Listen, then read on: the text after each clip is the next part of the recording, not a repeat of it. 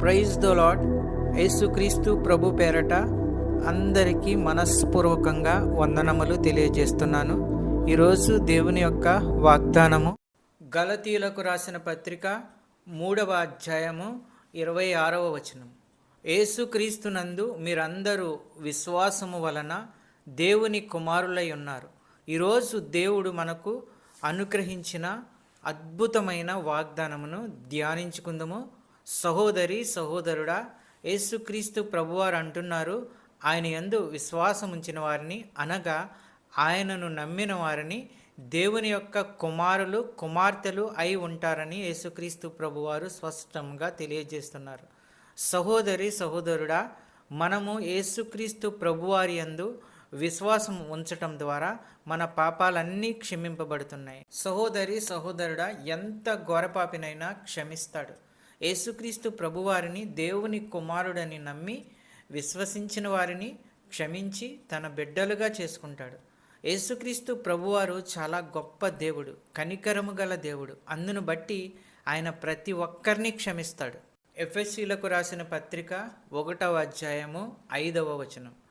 తన చిత్త ప్రకారమైన దయా సంకల్పము చొప్పున యేసుక్రీస్తు ద్వారా తనకు కుమారులనుగా స్వీకరించుటకై మనలను ముందుగా తన కోసము నిర్ణయించుకొని, మనము తన ఎదుట పరిశుద్ధులముగాను నిర్దోషులమై ఉండవలెనని జగత్ పునాది వేయబడకమునిపే ప్రేమ చేత ఆయన క్రీస్తులో మనలను ఏర్పరచుకొనెను.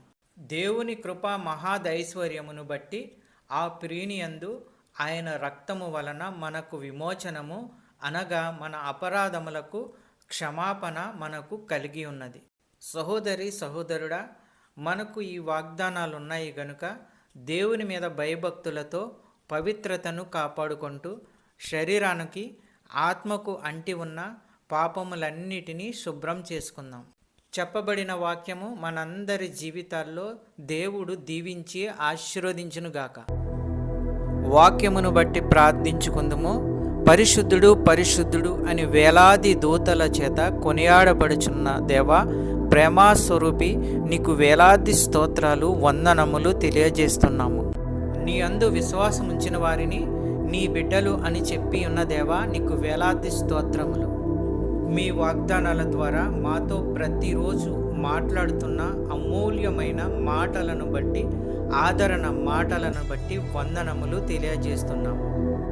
ఎందరైతే బిడ్డలు ఏ సమస్యల్లో ఉన్నారో, ఇరుకుల్లో ఉన్నారో, ఇబ్బందుల్లో ఉన్నారో, మీరే వారి సమస్యల నుండి విడుదల దయచేయండి. వారి యొక్క ప్రతి అవసరతను తీర్చండి. నీ కృపచేత ప్రతి ఒక్కరిని ఆశీర్వదించండి.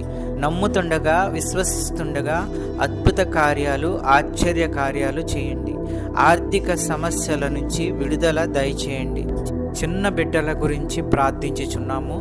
వారు స్కూల్కి వెళ్తున్నప్పుడు వస్తున్నప్పుడు తండ్రి, మీ దయాహస్తములతో వారిని కాపాడండి. మంచి క్రమశిక్షణ, చదువు, ఆరోగ్యము వారికి అనుగ్రహించండి. కాలేజీకి వెళ్ళే బిడ్డల గురించి ప్రార్థించుచున్నాము. మంచి క్రమశిక్షణ, చదువు, ఆరోగ్యము వారికి అనుగ్రహించండి. జాబు ప్రయత్నంలో ఉన్న వారి గురించి ప్రార్థించుచున్నాము.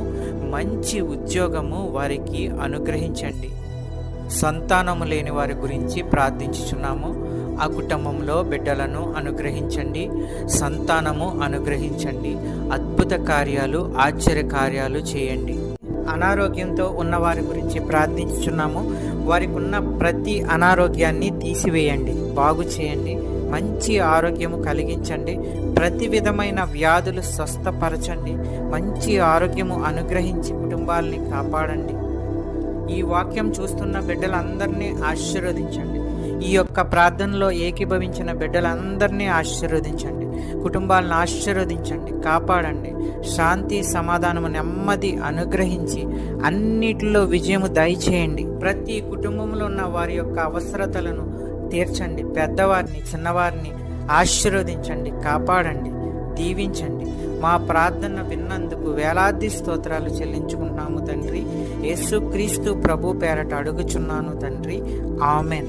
ఈ యొక్క వాక్యములు షేర్ చేయండి, సబ్స్క్రైబ్ చేయండి, లైక్ చేయండి. దేవుని సేవలో పాలిభాగస్తులు అవ్వండి. మీకు అందరికీ వందనాలు తెలియజేస్తున్నాను.